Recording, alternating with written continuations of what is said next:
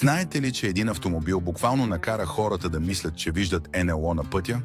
Представям ви Citroën DS, колата, която през средата на 20 век взривява представите за автомобилен дизайн и технологии.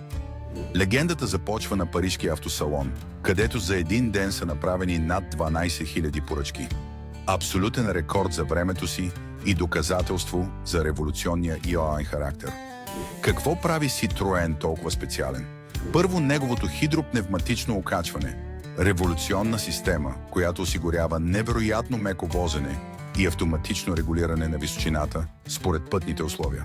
Тя позволява на колата буквално да плува по пътя, а ако спукате гума, колата може сама да се изправи и да продължи без проблем. Второ, това е първият сериен автомобил, оборудван с спирачки с дискове. Нещо нечувано и изключително модерно през 50-те години.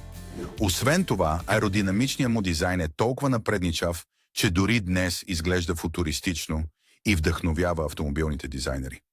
И това не е всичко. Citroën е спасил живота на френския президент Шарл де Гол при атентат благодарение на уникалната си конструкция и стабилност.